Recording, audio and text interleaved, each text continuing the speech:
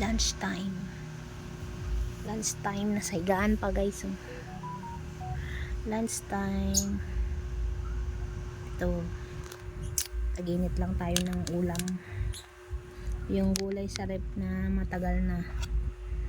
Ito, kalabasa. Nilagyan ko lang to ng malunggay ulit ng panibago. Dinagdag lang. Para maging fresh naman yung kanyang gulay. May natira pa kung saluyot dyan. Nilagyan ko lang ng malunggay. Sardinas yung sahog nito eh. Nininit ko lang. Tapos may ulo pa dyan natirang pritong tilapia. Sairin natin. Sayang to. Sayang. Tapos may talbos ng ampalaya dyan sa garden nila. Tinalbosan ko para sumanga. O diba, kunti lang naman yun. Sayang naman kung itapon ko.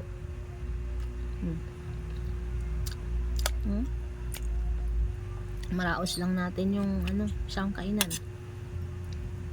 Init-init na lang ng tira-tira. Ulam natin to. At least masustansya pa to guys. Ang mga Pilipino ay mahilig sa damo.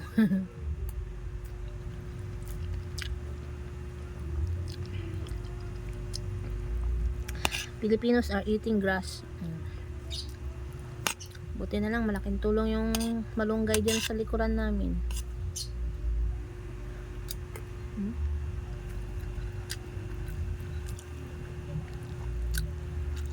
Kumuha lang ako ng 4 na tangkay. O yan na. Fresh na. Green na green oh.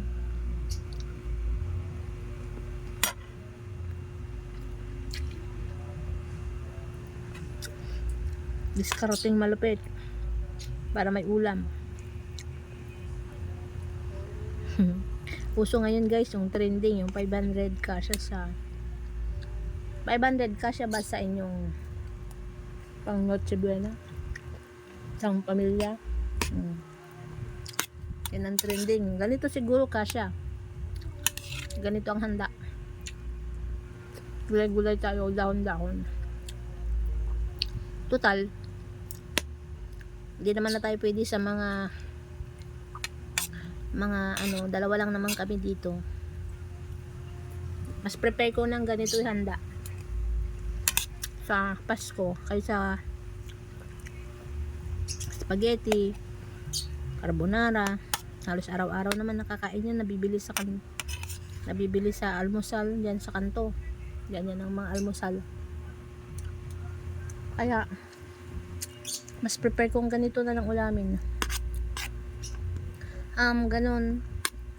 Spaghetti, salad, naman yung sali ang hinahanda, Parang hindi ako takam. Hindi ako natatakam sa ganung pagkain. Kasi nga nagkakaedad na tayo. Kaya mas prepare ko na yung ganito, ulam. Kainin sa New Year, ganito. Siguro mapagkasya ko ang 500 pag ganito ang pagkain. Bili na lang tayo ng isang pirasong bangus or isda. Basta ihawin or iprito. Gawin sweet and sour, ganun. Pwede na yun. Kas gulay. Mas gusto kong ganun ang ihanda sa Noche Buena. Kanya-kanya naman tayong gustong kainin eh. Kung may bata kayo, may mga anak kasi talaga kayong picky eater, nasanay sila sa mga ganong pagkain, doon kayo mag-isip talaga ng ihanda. Pero pagkatulad namin na okay na kami sa gulay, okay na tayo dito kahit araw-araw pa. Isda gulay, okay na tayo. Kunting karne siguro, pritong manok, okay na yan. Kahit 2 legs, mapagkasya naman siguro ang 500. Dalawa lang kami. Tsaka di naman po kami katakawan. Hindi kami katakawan kumain. Kasi sa maganda tayo ng sobra-sobra, tas mapanis lang. Dalawa lang naman kami, tapos may kapitbahay naman dito. Hindi ko alam din kung hahanda, magbigayan yun, di ba? O di ganun din, itago mo rin din ang pagkain. Kaya wais na tayo ngayon guys sa mahal ng bilihin. Be wise. Ayan maglaga na lang tayo ng talong, okra. Isa mahal ba ng mga gulay ngayon?